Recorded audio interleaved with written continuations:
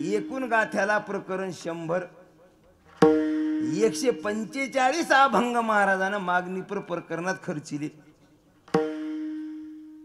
आज महाराज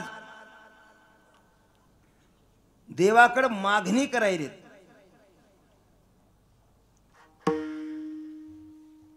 पहिले दिवशी रूपाच्या कीर्तनाचं वर्णन करावं लागतं असा शास्त्राचा दंड आहे।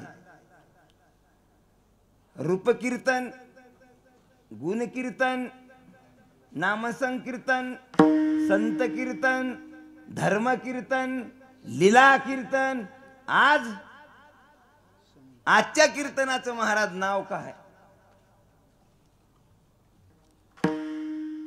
आज महाराज स्वरूप मंगल नावाचं कीर्तन असते। आजच्या कीर्तनाला संज्ञा दिलेली शास्त्रानं याला स्वरूप मंगल कीर्तन म्हणत असते। आजच्या कीर्तनामध्ये 27 उपपाप जळत असते। विठाला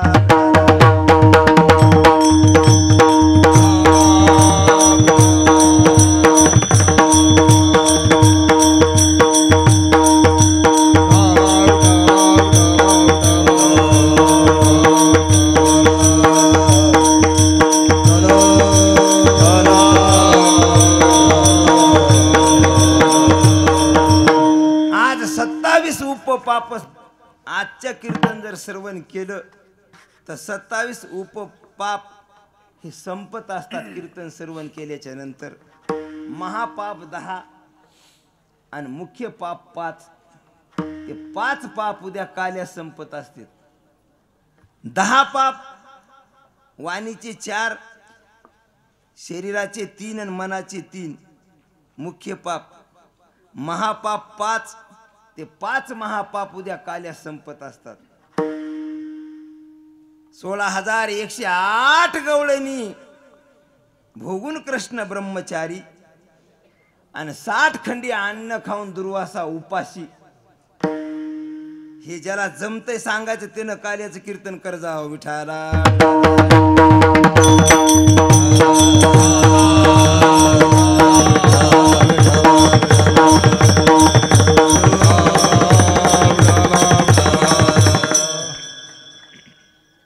म्या गोपीशी कामू केला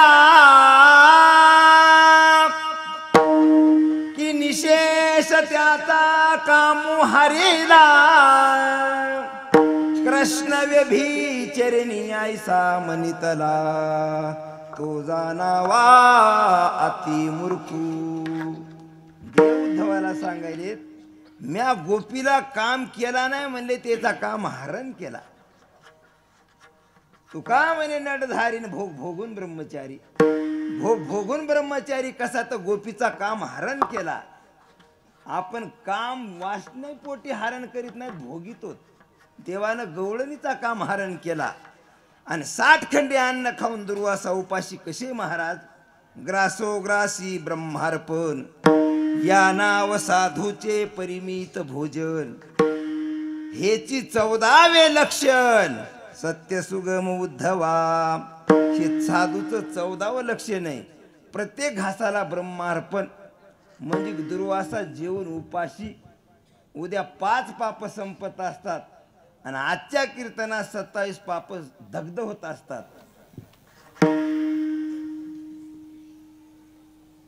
आज महाराज मागणीचा अधिकारी कोण? तत्वसमर्पण, क्रियासमर्पण, वस्तुसमर्पण ज्या जीवात्म्याकून भगवंताला अर्पण होत असतात त्याच जीवाला फक्त मागायचा अधिकार आहे। 100चा अभिषेक आणि 20 पिढ्याची मागणी कदापि शक्य नाही। विठाला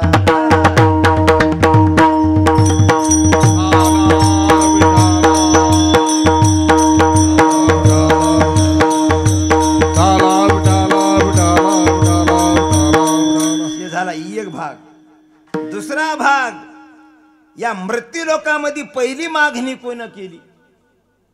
नेमकी मागणी तरी कुठून सुरू झाली? या मागणीला आरंभ कधी झाला मृत्यू लोकात? दुसरा भाग। तिसरा भाग महाराज मागावत लागतंय का? हो मागावंच लागते. तुकाराम महाराज म्हणले दुर्बुद्धी ते मना कदा नुपजो नारायणा. दुर्बुद्धी, राजस बुद्धी मोजा, तामस बुद्धी, सात्विक बुद्धी, परबुद्धी, स्त्री बुद्धी, गुरु बुद्धी, आत्मबुद्धी, तैल्य बुद्धी, दगड बुद्धी, काष्ट बुद्धी. विठाला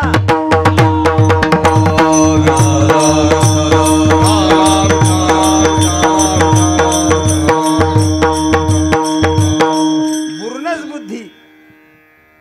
असे सातत्यानं बुद्धीचे कितीतरी प्रकार आहेत.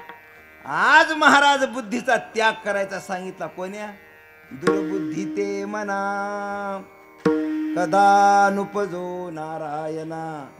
दुर्बुद्धीचा जर त्याग सांगितला तर महाराज मग कोणत्या बुद्धीचा स्वीकार करायचा हे सुज्ञ लोकांना कळत असते.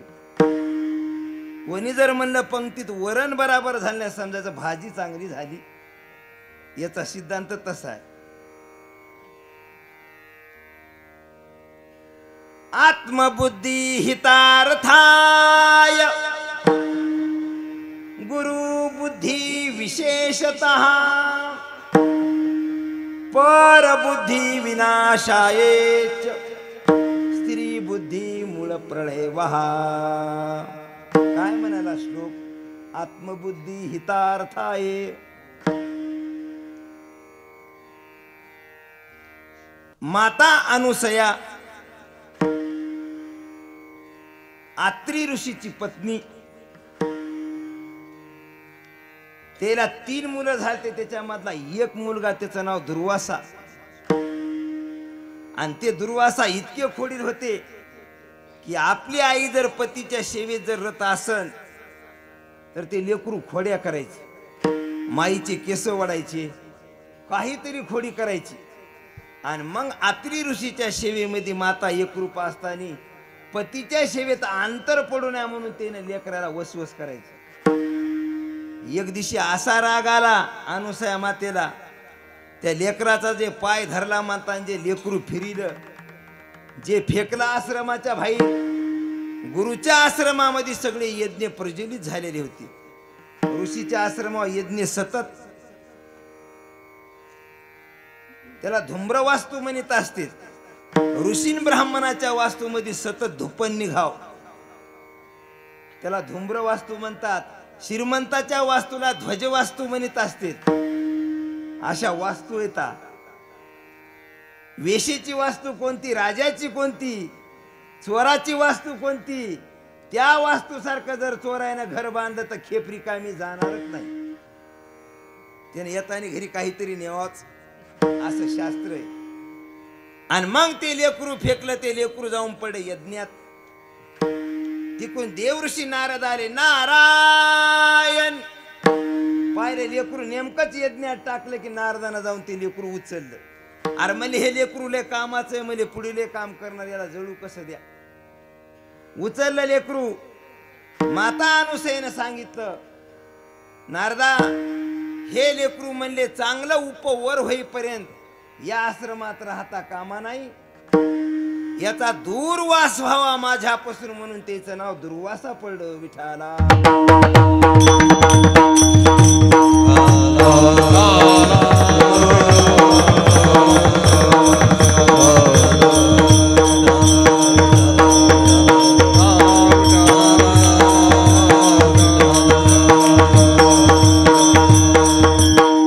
मग ते लेकरू मोठं झालं.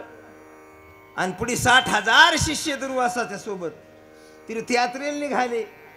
जात जात जात ते शिष्य मंडळ दुर्वासा ऋषी अयोध्येमध्ये त्याचं आगमन झालं. प्रभू रामचंद्र सकाळी सकाळी उठले, ऋषीचं दर्शन झालं. नमो नारायण महाराज म्हणजे नमो नारायण म्हणजे आज कुठे दुपारची व्यवस्था. ते म्हणले 60,000 शिष्य पाहिल्यावर कोणी कवाड लावून घ्यायले. क्विंटल 2 क्विंटलची पंगत कोणी करीत असते. 60,000 शिष्य एवढी कुठे दिंडी मालक असते का म्हणले. रामानं सांगितलं काही घोर नाही म्हणले दुर्वासा.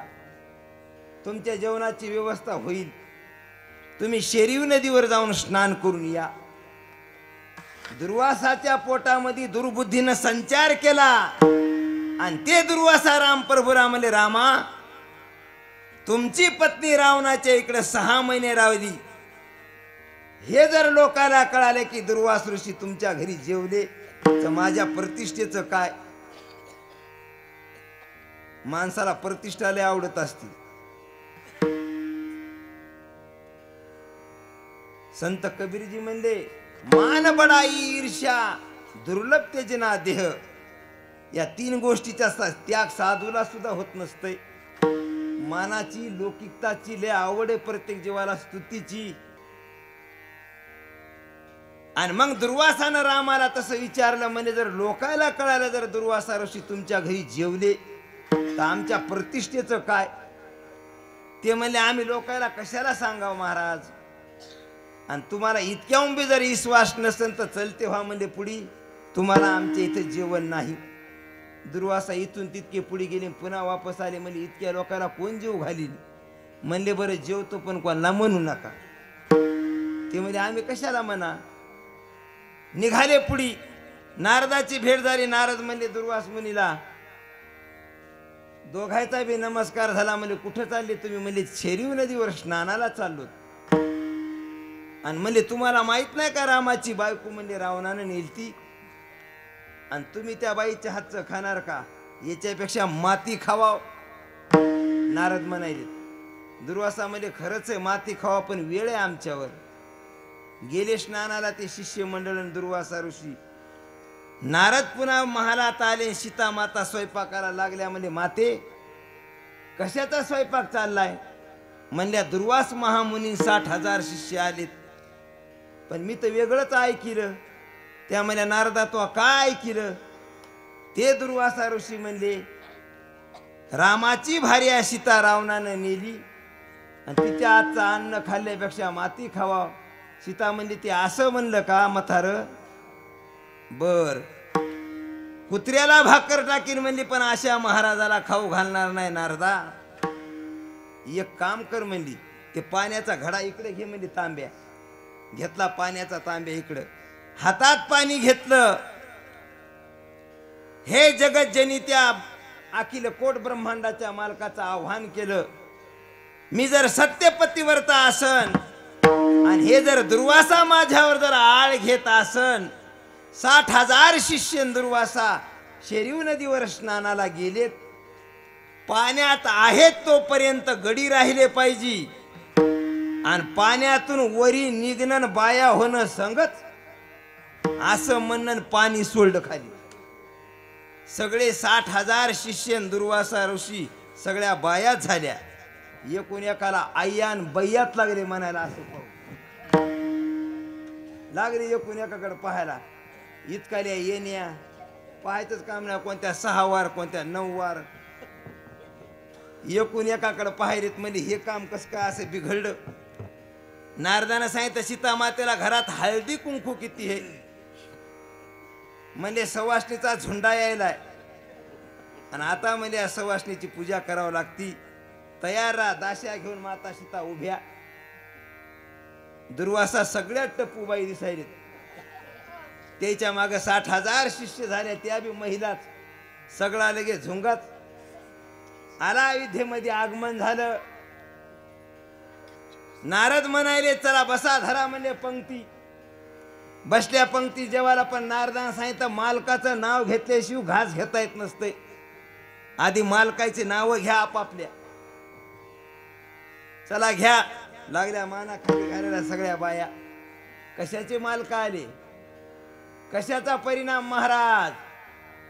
दुर्बुद्धीनं संचार केला दुर्वासा सारख्या महामुनीला आणि ते तुकोबरायानं अवलोकन केलं.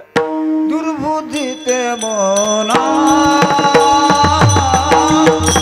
दुर्बुद्धी ते बोला, दुर्बुद्धी ते बोला, दुर्बुद्धी ते बोला, दुर्बुद्धी ते बोला, दुर्बुद्धी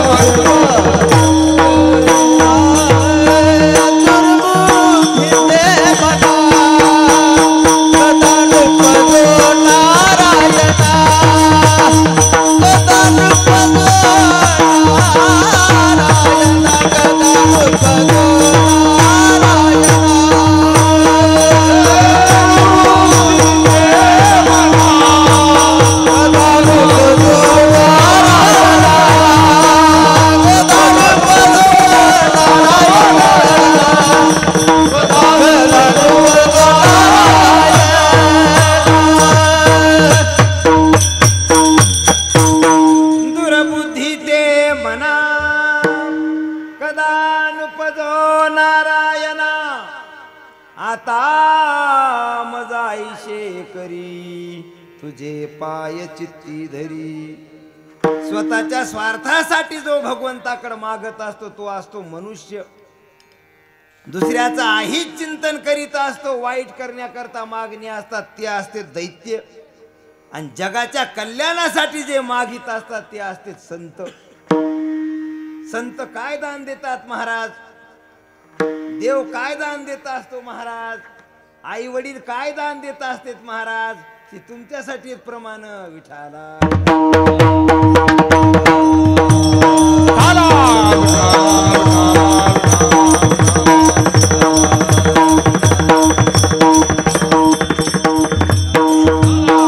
जेने हा जीव दिला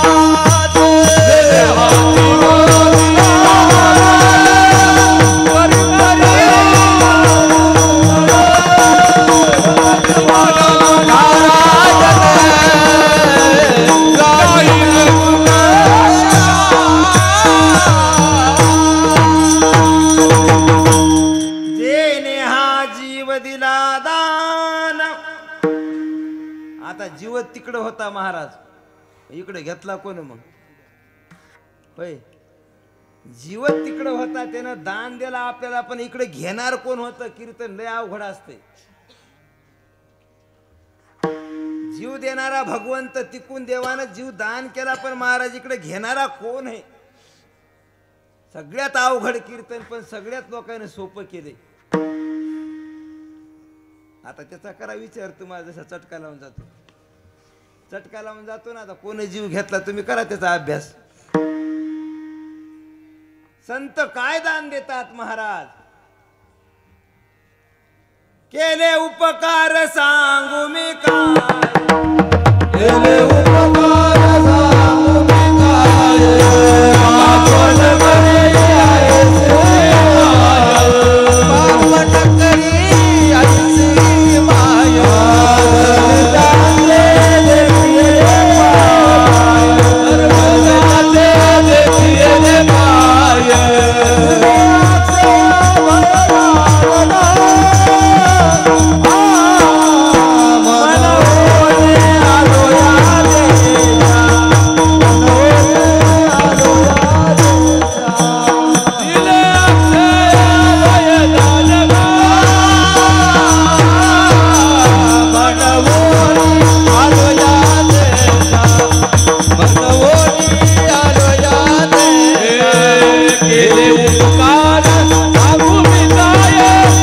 आपण करी ऐसी माया,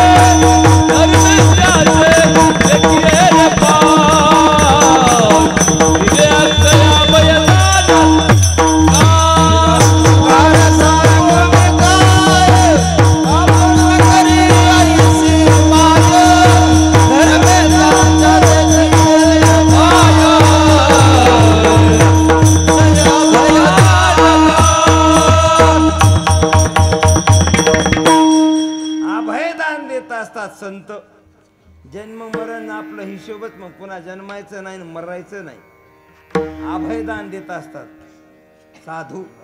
आई वडील काय दान देत असतात महाराज? याच प्रमाणच नाही संप्रदायातल्या भजनेकर महाराज ऐकले का? आई वडील काय दान देतेत? आस्ती चर्म मूत्र मळ पाहता देह आती कश्मळ, परी ब्रह्म प्राप्ती हे निर्मळ फळ, येण्याची देह साधी. नाथरायामध्ये आई वडील देहदान करतात आणि या देहानं भगवत प्राप्ती होत असती. देहाईशे ओखटे पाहता न भेटे कोठे, देहाईशे गोमटे पाहता न भेटे त्रैलोकी.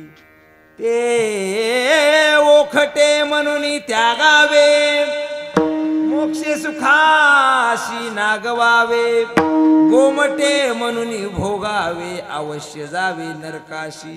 मग महाराज त्यागावे का भोगावे, मध्यभागी विभागावे, आत्मसाधनी राखावे, निज स्वभावे हिता लागी. आई वडिलांना शरीर दान दिलं, सतत रात्र दिवस एकच ध्यास पाहिजे, आत्मकल्याण कशा पद्धतीनं होईल. कैमी उधार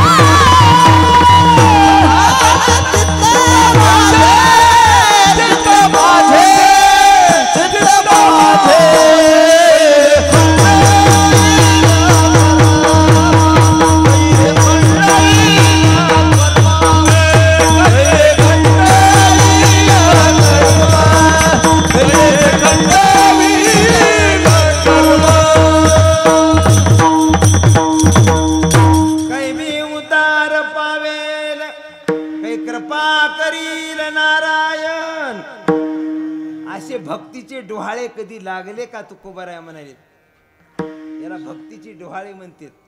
असे डोहाळे कधी लागले का की माझं कल्याण कधी होईल, मला साधू कधी भेटतील, माझे मूढत्व कै जाईल समस्त, केव्हा भेटती साधू संत, की सहज होईल ज्ञान प्राप्त.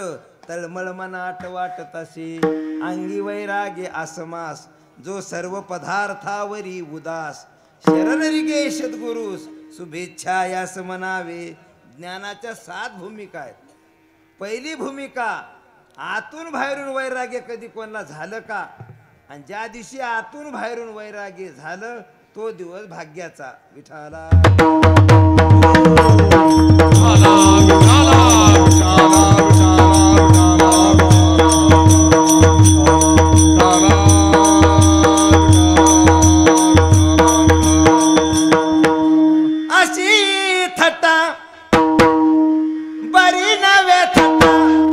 भल्या भल्या शिरा विना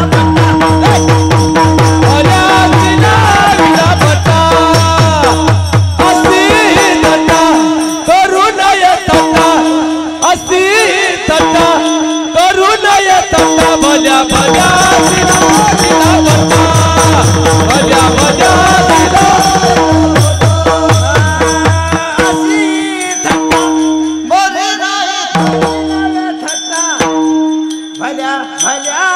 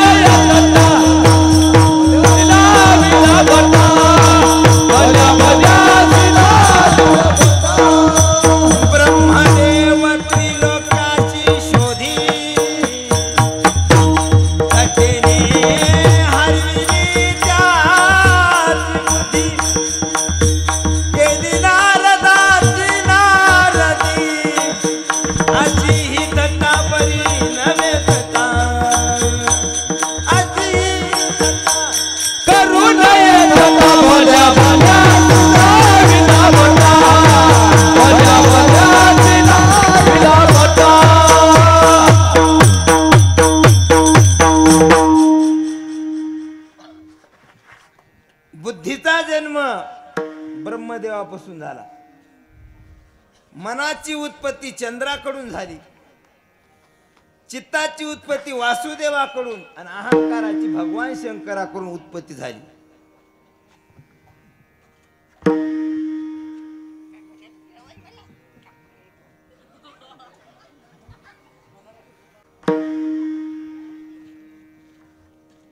मन अधिष्ठाता ब्रह्मयाशी,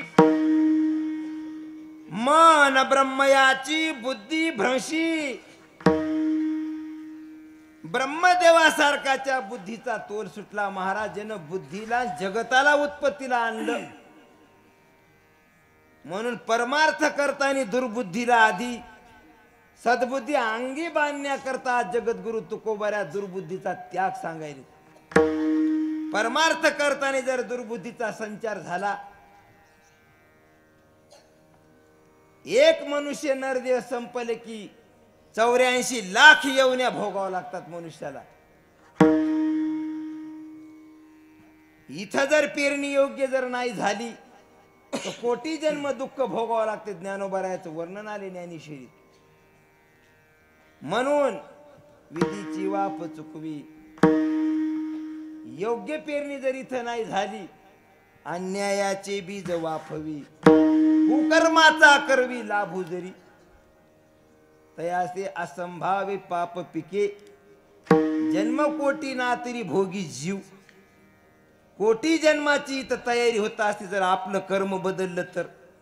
इथं जर आपलं जर कर्म जर वाईट झालं तर कोटी जन्म आपल्याला भोगावं लागतात. तिथं कोणी साई होत नाही, पुत्र न बंधू न राजा. तिथं एकटाच जीव फक्त यातना भोगीत असतो. जगाच्या तळमळीसाठी आज महाराज उपदेश करायलेत, मागणी करायले देवाला. राजा जर प्रसन्न झाला तर एक जन्माची दरिद्री संपत असती.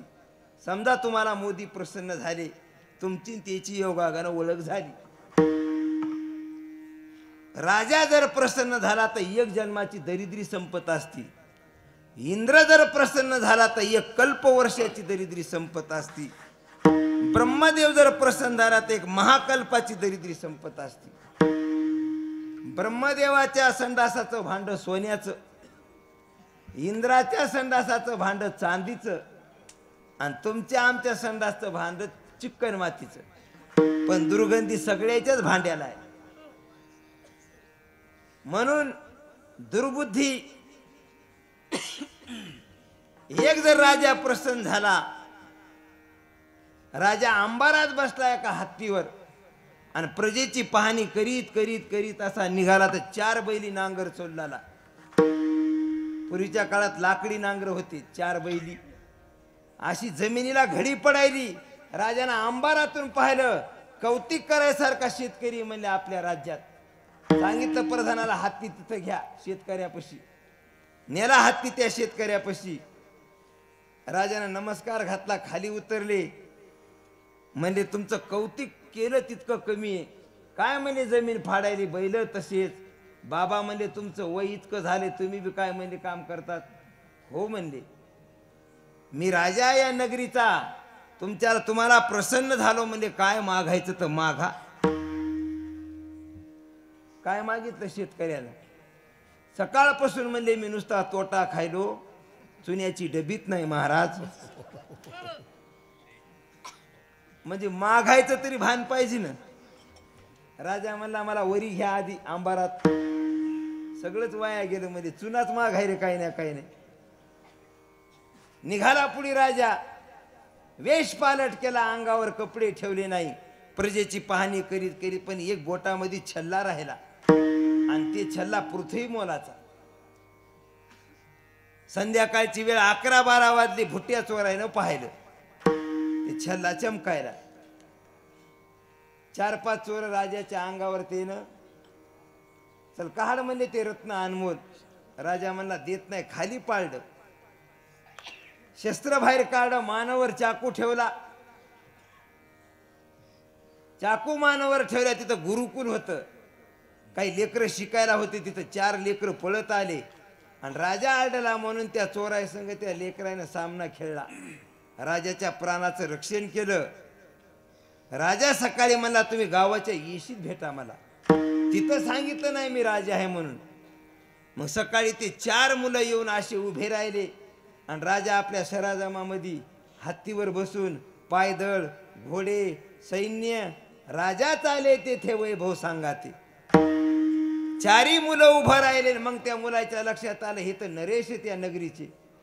राजा म्हणला तुम्ही म्हणजे रात्री माझा जीवाचं रक्षण केलं, मी प्रसन्न झालो, काय मागायचं ते मागा. पहिल्या मुलाला विचारलं बाळा काय इच्छा आहे. त्यानं सांगितलं 30 वर्ष झालं माझे वडील लोकांच्या सालान राहतील. ते म्हणे तुझ्या वडिलाचं जू खांद्यावरलं जमिनीवर. सांगितलं प्रधानाला याच्या घरी 50 लाख रुपये नेऊन द्या. दुसऱ्याला विचारलं तुमची काय इच्छा आहे. ते म्हणजे बोरवण मध्ये कोणता धंदा लय जोरात चलन, मला वाटले परभणच्या मोठ्या दुकान टाकून द्यावा मोठं. राजा म्हणला काही घोर नाही द्यामध्ये 60 लाख मोंढ्यामध्ये दुकान. तिसऱ्याला विचारलं तुमचं काय. ते मला सोयरीकच येईनच. बोलिलं प्रधानाला म्हणजे इकडे या प्रधानजी तुमची पोरगी येईन हो याला देऊन टाका. राजा बोले आता ते काय पिणार आहे का आहे का काय माहीत बी नाही. राजा द्या म्हणले की ना बस कन्यादान. आता राहिला 4थ्या मुलाचा क्रमांक. बाळा म्हणे तुझी इच्छा का आहे. म्हणजे मी समाधानी महाराज, मला काहीच इच्छा नाही. माझी एक इच्छा आहे जोपर्यंत तुमच्या देहात प्राण आहे तोपर्यंत 5 दिवस वर्षा तुम्ही दिवाळीला आमच्या घरी यावं, ही माझी इच्छा. द्या म्हणजे वचन.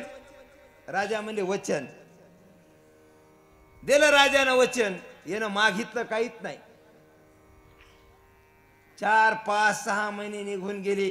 दिवाळी 1 महिन्यावर आली. राजानं सांगितलं प्रधानाला जा बोरवंड कुठे बघा. आपण त्या मुलाला वचन दिलंय दिवाळीला 5 दिवस राहायचं म्हणजे जाऊन गाव पाहून या. प्रधानजी आले, गावाची पाहणी केली. गावात येताना सगळ्या बोराच्या चिल्हाट्या, येताना रस्ता नाही, खड्डे, गावात लहीन नाही, पाणी नाही. घरी गेल्या एक खोकली मथारी तिची माय. एकच खोली पन्हाळाची त्याला बोंदरी लावलेली, घराला खोली आणि ती मथारी मधात खोकलायली आणि ती त्या पोराची माय. प्रधानाने हे पाहिलं. प्रधान मला राजाच्या पहिल्या पाण्यालाच हिशोब होती. इथं आल्या सगळी पाहणी केली गावाची. म्हणजे इथं लईन नाही, पाणी नाही, रोड नाही. वापस गेला. राजाने विचारलं कस काय. म्हणजे महाराज त्या गावात कोणतीच व्यवस्था नाही, पाणी नाही, रोड नाही, लईन नाही. ते म्हणजे काय असं आहे का. चला रोडचं काम सुरू. राजाने ऑर्डर दिला, रोडचं काम सुरू. 4 मजली घर, फिल्टर लागलं, ईर खणली, लाईन आली. पोरानं काय मागितलं का. न मागता सगळंच घरी. याला म्हणतात हुशार. त्यानं मागितलं काहीच नाही पण सगळंच आलं. मग राजा दिवाळीचा तिथं आला आणि त्या पोराच्या माईच्या हातावरल्या भाकरी याला पसत्यात होय. यानं हलकं फुलकं खाल्लेलं. त्या म्हातारीच्या हातावरली भाकर कशाची पसती. 2 दिवस राहिले. ते 3ऱ्या दिवशी प्रधानाला मला घरी जा, राणीला ना आमच्या मुलीला घेऊन या. म्हणजे या मुलाचा ना आमच्या मुलीचा विवाह करून टाकायचा. आणली मुलगी, केलं त्याला घर जावायच. एक राजा प्रसन्न झाला तर त्या जीवाचा तो सासरा झाला. अशी भक्ती करायची की देव ऋणी झाला पाहिजे, देवाची मान वाकली पाहिजे. काहीतरी मागा. दुर्बुद्धी ते मना, दुर्बुद्धी ते मना, दुर्बुद्धी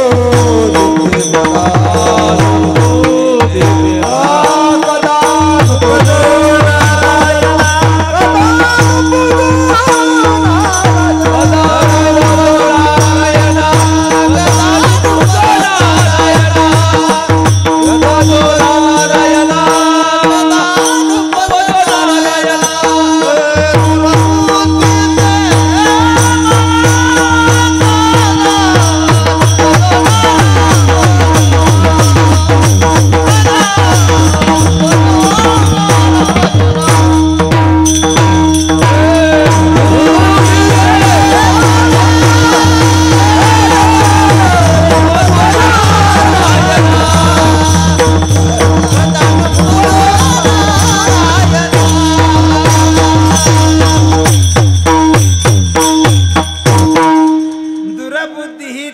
मना कदा नुपजो नारायणा. एक गावात म्हातारं होत, दुर्बुद्धीनं वागायचा तो म्हातारा. श्रीमंत म्हातारा गावात नंबर 1चं पाटलाचं घर. मग त्या म्हाताराचा अंत समय जवळ आला. सगळ्या गावातल्या लोकांना चहा पाण्याला बोललेलं, लहान थोर. म्हणजे माझी एक इच्छा आहे. म्हणजे काय इच्छा आहे? म्हणले आता मी मेल्यावर तुम्हाला दुःख कोण देईल? ते लोकांना म्हणाला, मी जर मेलो तर गावाला आता त्रास कोण देईन, दुःख कोण देईन, ही मला धसकी मै गादी कोण चलवीन? आता ती गादी कोणी चलवायला हो म्हणीन का? कोणीच हो म्हणीन. आयुष्यभर म्हणले मी लोकायला त्रास दिला. कोणाची जमीन इकरी निघाली की नाही येडा घालायचा, 10,000 भाव वाढलाच.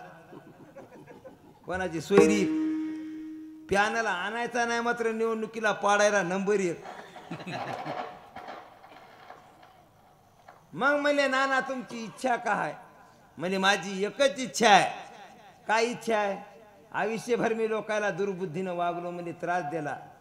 आता मरता मरता एक इच्छा आहे. म्हणजे जसे माणसं मेल्यावर तुम्ही चौघाच्या खांद्यावर नेऊन तिकडं मसन वाट्यात फुकतात, तसं मला खांद्यावर चौघाच्या नेऊ नका. लोक म्हणजे मग तुम्हाला न्यायचं कसं? ते म्हणजे हातापायाला दावो बांधा आणि मला बाजवूनच ओढीत न्या मसन वाट्या पसरोक. लोक म्हणजे आम्ही ही एरी बी करणारच होतो. हो म्हणजे बरं हो म्हणजे. गेले 4-5 दिवस झाले. रामकृष्ण हरी आले सरपंच. सगळ्या योजना आम्ही आणा गावातल्या. सरगाठ तुम्हाला कशी टाकू द्या म्हणजे? नानाला सरगाठ मी टाकणार. टाकली सरगाठ. म्हणजे बाजून वळलं ते मथार खाली. 400-500 माणूस गावात असत. आता कशी तुमची पब्लिक आहे तशी. सगळे म्हणजे आपापले जरा जरा हातभार लागू द्या. जे मथार वडाय सुरू केलं ते मेलेलं. कसा ठेपा पोलीस स्टेशनला गेला की एका माणसाला सगळेजण वढायला येतं आणि ते माणूस म्हणजे ओढून ओढून मेलं. जवा म्हणता जांभळ्या गाड्या सुटल्या, त्या जाळ्या लावलेले पोलीसवाले काठ्या. 500 माणसं ते न्यायली तर रोडनं ओढीत. गाड्या आल्या की बस धरले ठोके सुरू की गाडी टाकायची उचलून मारायचे. लोक म्हणजे आम्ही नाही मारलं, ते आधीच मेलतं. ते म्हणले ते कोर्ट ठरवीन मेलं का मारलं तर. चला बसा. सगळे लोक गाडीत बसले. ते मड रस्त्यातच ते पडलेले बांधून टाकले. तसंच नेले सगळे लोक पोलीस स्टेशनला. रात्री सगळे गावातले लोक एकत्रित म्हणले आपल्याला मेलं तरी त्याचा कावा कळाला नाही. कोणती बुद्धी असती?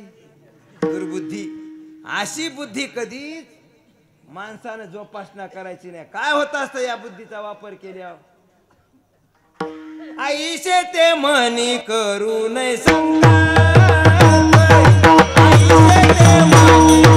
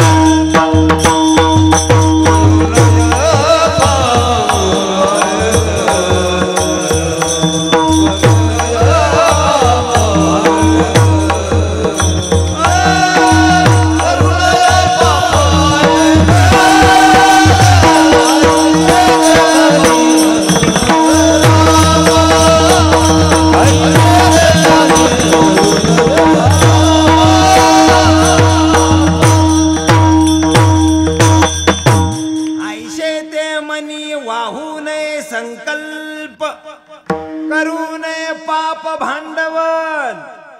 भांडवल करायचं तर पुण्याचं करायचं, पापाचं करायचं नाही.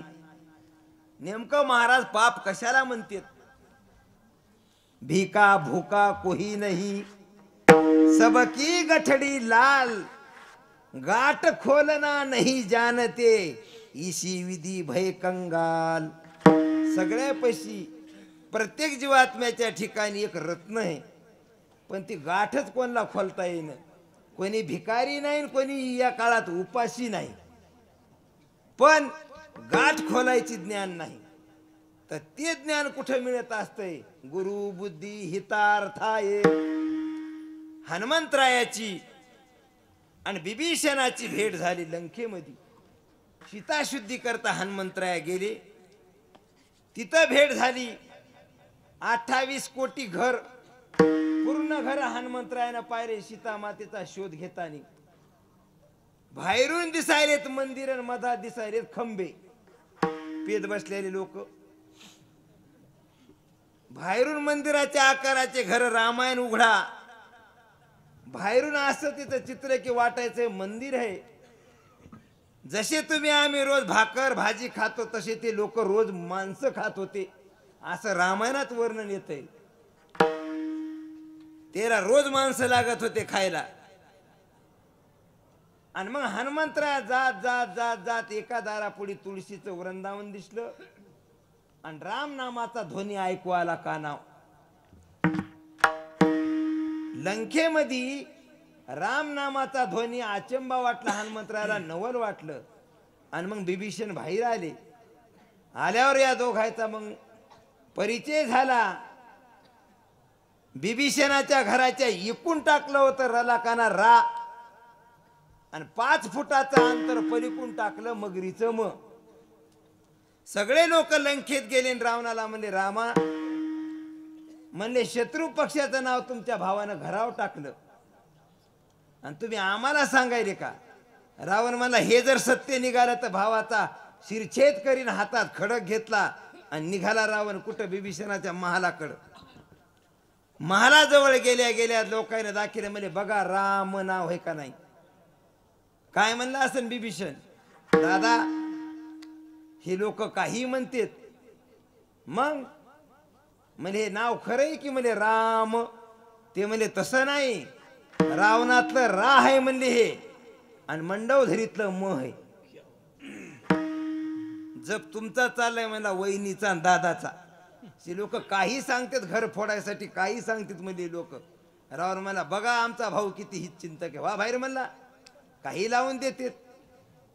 हे म्हणला रावणातलं रा आणि मंडवधरीतलं म, रा म, असे भक्त हुशार असतात.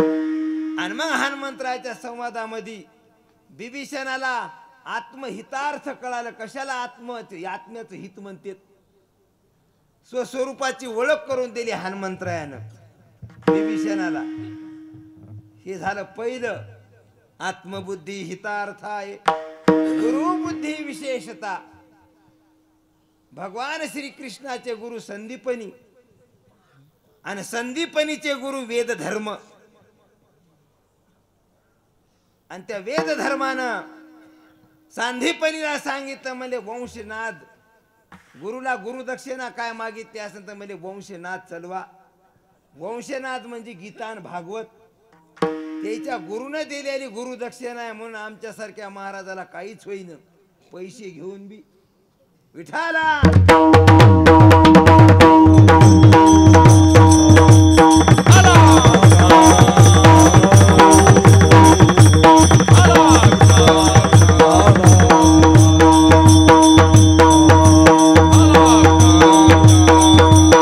परबुद्धी विनाशायच. शकुनीचं दुर्योधनानं ऐकिलं, दुसऱ्याच्या बुद्धीनं कधी चालायचं नाही. शकुनीनं कानात सांगायचं, दुर्योधनानं त्याचं अनुकरण करायचं. काय झालं महाराज? सगळ्या नाऱ्या विधवा झाल्या. दुसऱ्याच्या बुद्धीनं कधी चालायचं नाही. एक बाई होती भांडकुदळ. बायाचे 2 गट आहेत, एक जहाल गट आणि एक मवाळ गट. कोण्या गावात बी 2 गट आहेत बायाचे. त्या बाईला जर कोणी नाही भांडलं तर तिनं काही करायचं, पण भांडण उभं करायचं म्हणजे करायचं. सगळे शेजारी पाजारी पळून गेले. काही जण परभणला जाऊन राहिले. त्या बाईने मग हातात झाडणी घ्यायची आणि एक मारुतीपाशी वडाचं झाड होतं. तिला माणसंच राहिलं नाही भांडायला. तिनं वडाच्या झाडाला जाऊन झाडणीनं ठोकायचं. त्याच्यात होतं ब्रह्मराक्षस बसलेलं. ब्रह्मराक्षस बी चिरकत दुपारच्या पाऱ्यात पळून गेलं. कुभांड्याशी तंडू नये, खळा सवे भांडू नये, अनाचारी मन बाटू नये कोणी एक नाना, तस्कराशी पुसू नये, संपत्ती आली या माजू नये, अभिमाने फुलू नये कोणी एक नाना. नाथरायाने नीती सांगितली. परबुद्धीनं काय होत असते, परबुद्धीनं कौरव पक्षात कोणीच जिवंत राहिलं नाही. गदा घाई मांडी फोडिली असं. आता राहिली स्त्री बुद्धी. शूर्पणखानं रावणाच्या कानात सांगितलं, दादा स्त्रीच्या बुद्धीनं कधी चालायचं नाही. शास्त्र सांगते स्त्रीला व्यवहार सांगायचा नाही. आहा, स्त्रीला कधी व्यवहार सांगायचा नाही. स्त्रीला जर व्यवहार सांगितलं, तुम्ही जर म्हणले घरात आपल्या 40,000 ठेवले, 2-4 दिवसाला तुमच्या घरात चोरी झाली म्हणून समजा, त्या कोणाला सांगतात मन नको म्हणतात. फक्त एवढाच मंत्र आहे त्याच्याकडे, मन नको कोणाला तुला म्हणून म्हणायले. म्हणून स्त्रीच्या बुद्धीनं चालायचं नाही. मग महाराज दुर्बुद्धी ते मना कदा नुपजो नारायणा, आता मजाईशे करी तुझे पाय चित्ती धरी. जगद्गुरु तुकोबारायचे 5 अवतार झाले. पहिला अवतार राजा अंबरीश. सगळ्या गाथ्यामध्ये 4च अवतार आहेत. पुराण बघावं लागत असते. आणि तिकडे जनाबाईचा दुंधुवी नावाची गंधर्व कन्या जनाबाई, आणि इकडे राजा अंबरीश. त्रिविधा भक्ती त्याला भगवंताना अर्पण केली. एकविधा भक्ती, पंचविधा भक्ती, 9विधा भक्ती, असे भक्तीचे प्रकार. आणि त्या राजा अंबरीश आणि तिकडं दुंधवी नावाची गंधर्व कन्या जनाबाई. त्या अवतारामध्ये देव गेले म्हणले, राजा तुझ्या भक्तीचं ऋण झाले म्हणजे काहीतरी माग. राजानं सांगितलं, मला कुठलीच इच्छा नाही. त्रिविधा भक्ती दिली राजा अंबरीशाला देवानं. पुढचा अवतार प्रल्हादाचा झाला. आणि तिकडं पद्मिनी दासी जनाबाई झाल्या. प्रल्हादाला विचारलं भगवंतानं, काहीतरी मागा. प्रल्हादानं सांगितलं, देवा तुमची इच्छा आहे का द्यायची? द्या म्हणले. अशी कधीच बुद्धी सुचू नये म्हणले कोणाला काय मागायची. ही मागणी म्हणले माझी. पुढे अंगदाचा अवतार आला. अंगदाला म्हणले चल मागा, काय मागतात? अंगद म्हणला 8 प्रकारचा मद हरिभक्ताच्या अंगी बांधता कामा नाही. राज्य, रूप, तप, येवन, सत्ता, 8 प्रकारचा मद हे हरिभक्ताच्या अंगी येता कामा नाही. अंगदाची मागणी. पुढे उद्धवानं मागितलं, तुलसी साती विपत्ती के, विद्या विवे विनेक, साहस सुकृत सत्यव्रत राम भरोशी. उद्धवाची मागणी. त्याच्या पुढे नामदेवरायाचा अवतार आला. देवानं रावळात न म्हणता नामदेवरायाला वाळवंटात पकडलं. नामदेवा काहीतरी मागा म्हणले, तुमच्या भक्तीचं ऋण झाले. नामदेवराय म्हणले, देवा मला काहीच नाही पाहिजे, तुम्हाला घ्यावाच लागन म्हणले. नामदेवराय म्हणले, देवा 10 लोकांना या मृत्यू लोकात कमी किंमत असते. अरण्यात जाऊन राहणं वाईट, एकट्यानं अरण्यात राहू नाही वाईट. बहिणीच्या घरी भावानं राहणं वाईट, भावानं बहिणीच्या घरी किती दिवस बी राहू नाही. मूर्खात बसून बोलणं वाईट, मसन वाट्यात हसणं वाईट. मसन वाट्यात हसायचं ना. दारू पिणं वाईट. या गावात जर कोणी दारू पित असन तर डोक्यापासून पायाच्या अंगठ्यापर्यंत लाल दोरा घ्यायचा नाही तर एखादा जहाल पिणार असलं तर आताच आणा इथं, म्हणजे आपला आणि त्याचा सामनाच. डोक्यापासून पायाच्या अंगठ्यापर्यंत लाल दोरा मोजायचा. शनिवारी कुंखानं त्या माणसाचं नाव लिहायचं आणि 7 शनिवार ते वडाच्या पानाला दोरा गुंडाळायचा आणि वाहत्या पाण्यामध्ये सोडायचा. 8व्या शनिवारी जर त्यानं दारू पेली, पुढच्या वर्षी या महाराजाला बोरवणला बोलवायचं नाही. आपला वचननामा.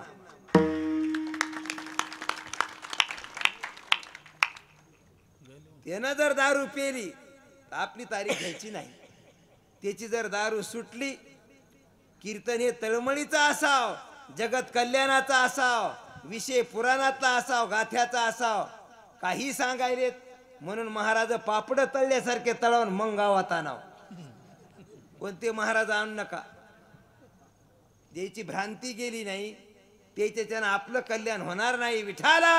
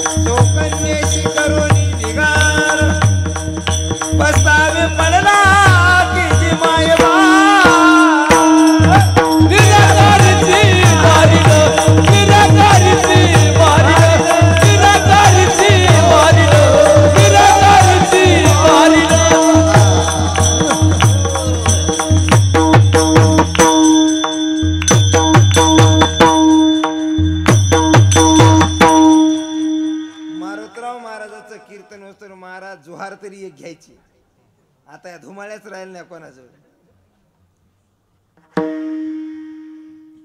त्या निराकारीच्या महारणीत वर्णन केले नाथरायानं. सर्वा माझी ब्रह्मा प्रौढ तेने मज सवे करोनिया होड सोकन्येशी करोनी लिगाड अंती पस्तावी पडला की जी मायबाप. स्त्रीशी संभाषण वाईट हे सांगित इथपर्यंत आलो. नामदेवराय म्हणले देवा इतक्या गोष्टी वाईट आहेत आणि मागणं सगळ्यात वाईट. कोणाला काही मागणं शे वाईट आणि तुम्ही मला म्हणतात मागा. तुम्ही देता का? निरंजनी वनी पाषाण पैवावे निरंजनी वनी पाषाण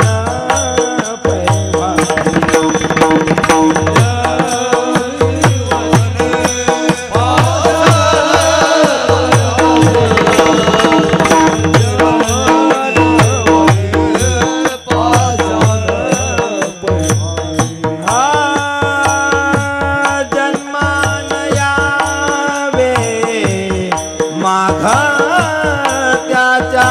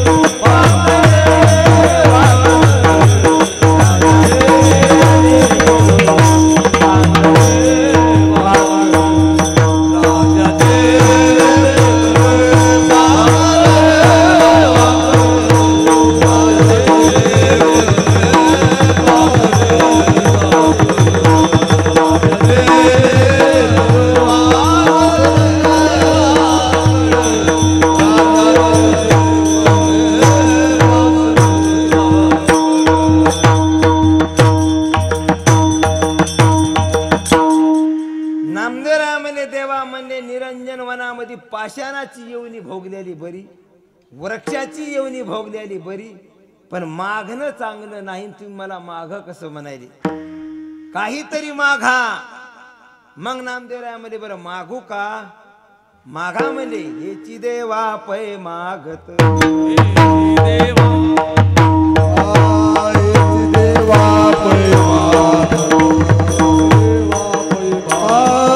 चरण सेवा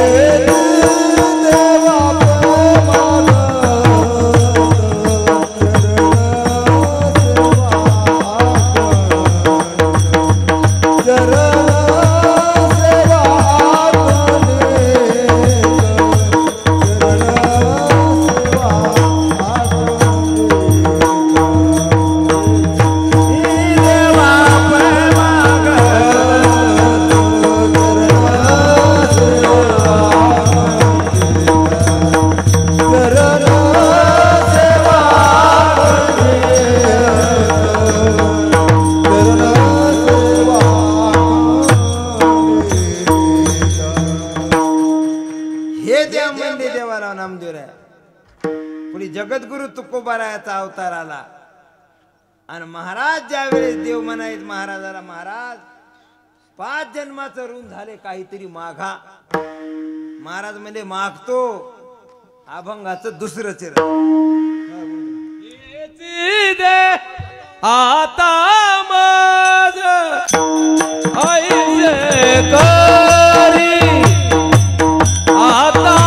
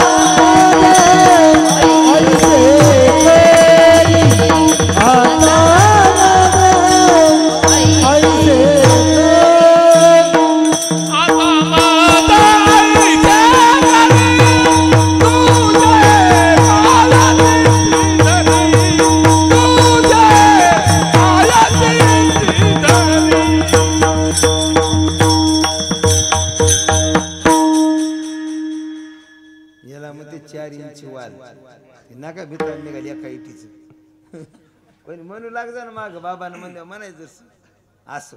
आता मज ऐशे करी तुझे पाय चित्ती धरी. आता महाशिवरात्र येणार आहे. येणाऱ्या महाशिवरात्रीच्या दिवशी महिला मंडळीनं शेंदी मिठाचा महादेव करायचा. कमीत कमी शेंदी मीठ दळायचं. 250 ग्राम हो 500 ग्राम हो जसं जसं इच्छा असेल तसं. आणि ते शेंदी मिठाचा महादेव करायचा. आणि रात्री 12 वाजता मग त्या महादेवाचं पूजन करायचं. शेंदी मिठाच्या बरं का, नाही तर दांडी मिठाचा आणतान हाय ते जाईन घराच्या बाहेर निघून. हो ना. शेंदी मिठाच्या महादेवाचं पूजन वर्षाला एकदाच असतंय. आता पुन्हा योग येणार नाही म्हणून सांगायलो महाशिवरात्र जवळ आली तिचे पूजन करायचं. ओम नमो भगवते रुद्राय नमः हे मंत्र म्हणायचा आणि 108 बेलवार शिवार्पण करायचे. बेलपात्र बेलाचे पान 108 भगवान शंकराला अर्पण करायचं. आरोग्याची प्राप्ती, धनाची प्राप्ती, अरिष्ट निवारण, प्रत्येक गोष्टीचं सुख मिळणार. एक वस्तू कोणती मागायची भेटलीच पाहिजे पण महादेव शेंदी मिठाचा पाहिजे. ज्याचे लग्न होईन त्यासाठी तर अति उत्तम. हो जे हे ते सांगायला महाराज. तर महिलेनं करायचं शेंदी मिठाच्या महादेवाचं पूजन. हे महिलेनं करायचं. आणि या जगात पहिली मागणी भगवान शंकराने केली. रामराज्याभिषेक झाला ना भगवान शंकर अयोध्येत आली. सांगारो मागणी कुठून झाली? 85,27,000 12 वर्ष हनुमंतरायाला जन्म घेऊन झाली. 85,27,000 12 वर्ष या चैत्र महिन्यात हनुमंतरायाला इतके वर्ष झालेत. त्याच्या आधीची मागणी लक्षात ठेवा. आणि भगवान शंकरानं प्रभू रामचंद्राला मागणी केली. एका जनार्दनी वैष्णव शिरोमणी महादेव नाथराय म्हणायले. भगवान शंकरानं रामप्रभूला मागणी केली. देवा काय इच्छा आहे? त्यानं सांगितलं सर्वप्रथम मला संताची संगत द्या. सर्वप्रथम संताची संगत सांगितली. संताची संगत आणि मुखात राम नाम घेतलं. भगवान शंकराची पहिली मागणी. आणि तिथून पुढे मग मागणी सुरू झालेली. त्याच्या अलीकडं कोणाचाच पुरावा नाही असला तर आपण ऐकायला तयार आहे. ही सुरुवात झालेली तिथून मागणीची. म्हणून या नवरात्र या शिवरात्रीच्या दिवशी भगवान शंकराची पूजा करायची. प्रत्येकाला त्याचं फळ मिळणार. घराच्या दोन्ही बाजूला हळदीनं स्वस्तिक काढायची. नुसत्या हळदीची. अखंड लक्ष्मीचा वास होत असतो. कुठला रोग असो राई असो. मी निघून गेल्या महाराजाला तंग कराय त्याच्यामुळे काय सांगता येईल. हो ना.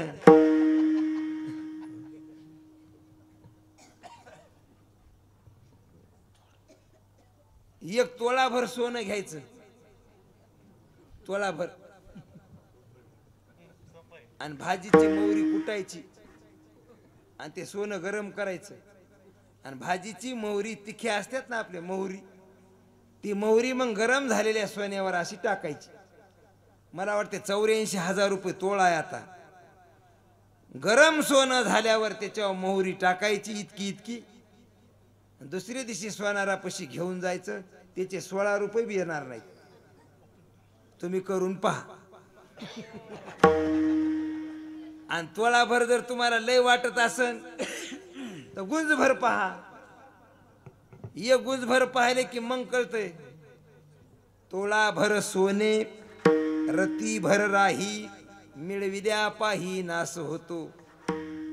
नाश होत असतो. करून पहा कोणी बी. ज्याचा विश्वास आहे त्याची मागणी पूर्ण होत असते. मग संताची मागणी, मनुष्याची मागणी, देवाची मागणी. देवाची मागणी. प्रभू रामचंद्र शिकारीला गेले आणि शिकारीला गेल्याच्या नंतर अरण्यामध्ये प्रभू रामचंद्राला भूक लागली. तिथं एक शबरी आली. शबरी ही शबरी नाही रामाची. ती पहिली एक शबरी. आता ही दुसरी आहे. शबरी आली. रामाने विचारलं शबरीला, शबरी माता मला भूक लागली म्हणजे काही जेवायची व्यवस्था होती का? म्हणजे मी अयोध्येचा नरेश आहे. शबरी म्हणली रामा इथून म्हणले काही अंतरावर जगदंबेचं मंदिर आहे आणि त्या मंदिरामध्ये आज बाया म्हणले देवीला निवेद्य घेऊन येणार आहेत. आणि ते जर तुम्ही तिथं आले तर तुमच्या जेवायची व्यवस्था होती. राम म्हणले मी थकलो.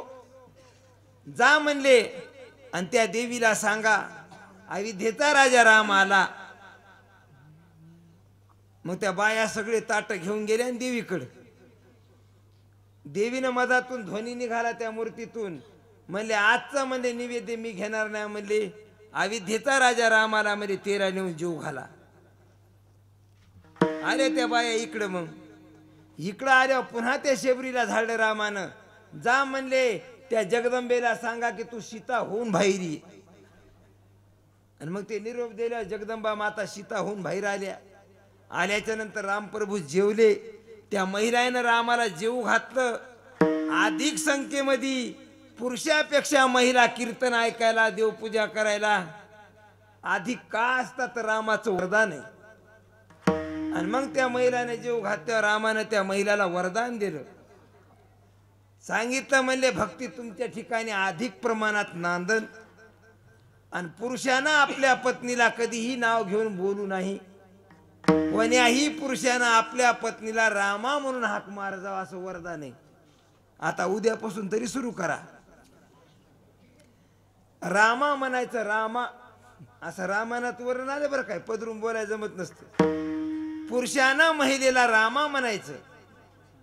एक तर देवाचं नाव होत असते, दोष संपत असते. आणि वरदान दिलं.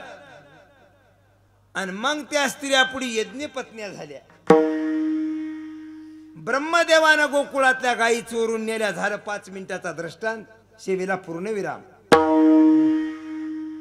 भागवतकार महाराज पुढे बसलेले. ब्रह्मदेवानं गोकुळातून गायी चोरून नेल्या. आणि पुढे त्या गायी चोरून नेल्या. ब्रह्मदेवाला कोणतं शासन झालं. ब्रह्मदेवाला पुढे आंधळा जन्म मिळाला. दोन्ही डोळ्याना आंधळा. गायी चोरून नेल्या. ज्ञानाभिमान ब्रह्मयाशी चोरून नेले गायी वत्साची. गायी चोरून नेल्या कृष्ण अवतारात. दुर्बुद्धी सुचली. गायी चोरून नेल्या. पुढचा जन्म दोन्ही डोळ्याना आंधळा.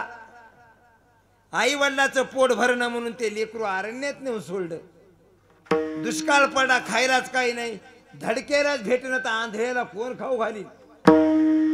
गेलं मायबापानं लेकरू सोडून रानात. लागलं लेकरू जोरजोऱ्यानं रडायला. एक साधू येऊ लागले तपश्चर्या करून. पाहिलं लेकरू ट्याव ट्याव रडायले. म्हणजे बाळा तू कोणाचा आहेस. म्हणले तुम्हाला या आत्म्याचा परिचय द्यायचा का या देहाचा आधी बोला. पहा ते आंधळ किती भारी होतं. तुम्हाला आत्म्याचा परिचय द्यायचा महाराज का या देहाचा आई वडील सांगायचे. म्हणजे पोरग भारी आहे. आणि मग पाहिलं त्या साधूनं अंतरदृष्टीने कोण आहे. हे ब्रह्मदेवाचा अवतार आहे.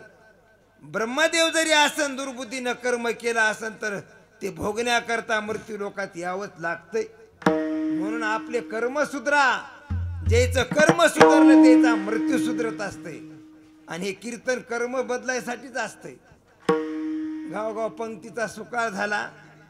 माणसं बदलणं विठाला.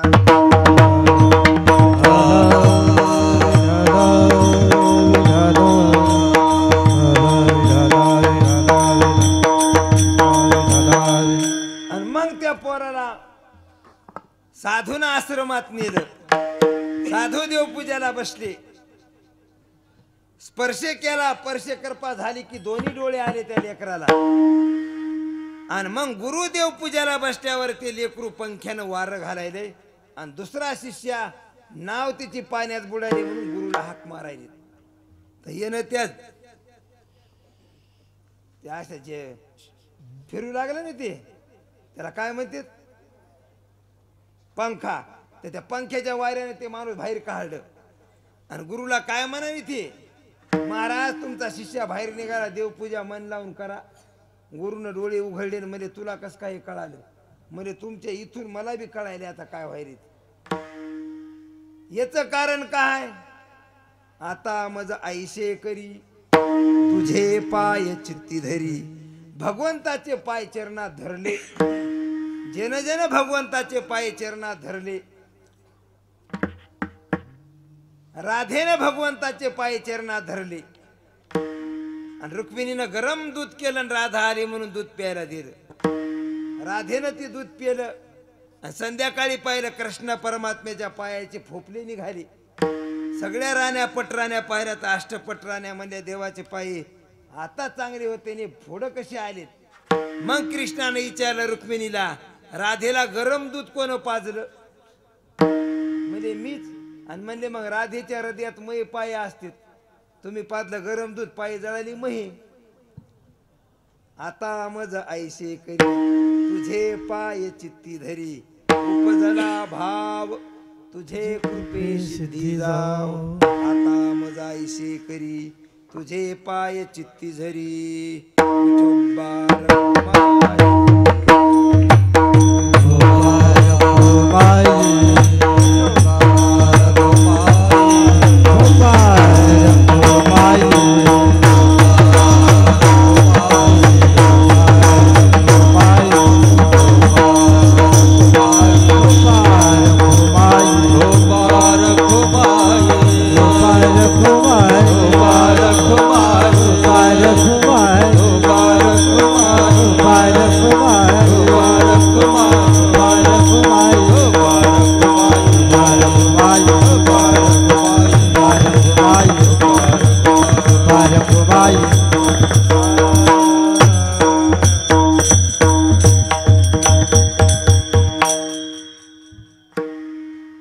आता मजा ऐशे करी तुझे पाय चित्ती धरी, उपजला भाव तुझे कृपे सिद्धी जाव.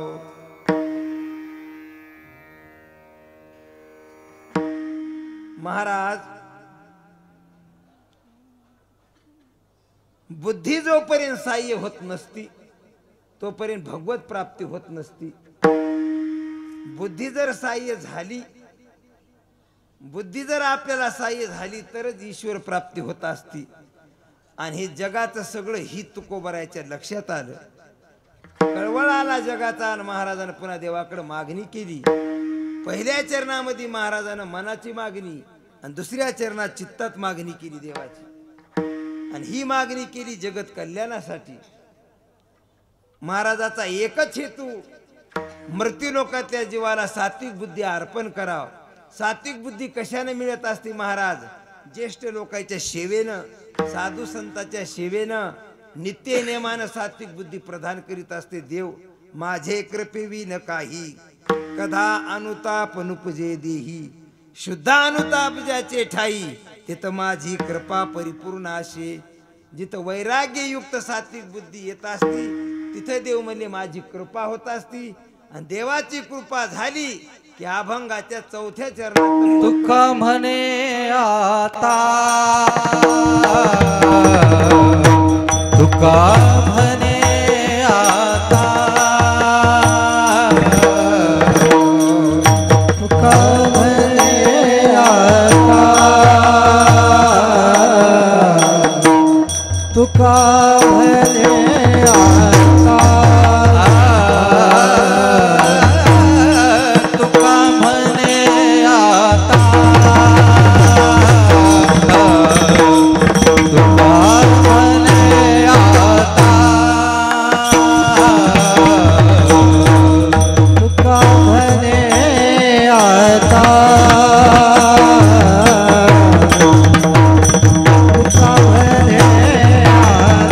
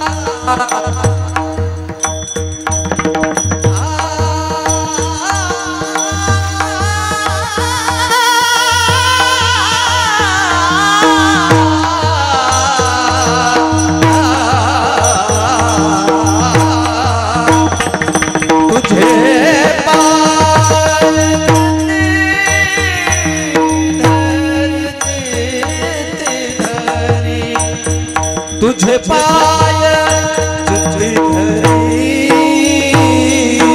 आता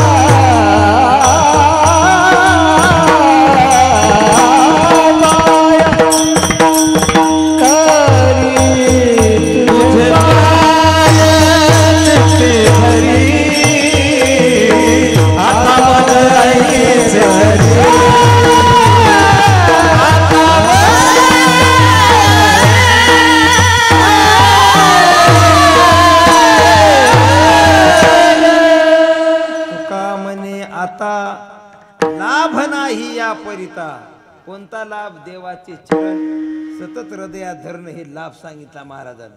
तुका म्हणे आता लाभ नाही या परता, आता मजाईशी करी तुझे पाय चित्ती धरी. असो झालेली सेवा भगवान हनुमंतरायाच्या चरणी अर्पण करून सेवेला पूर्णविराम. ज्ञानेश्वर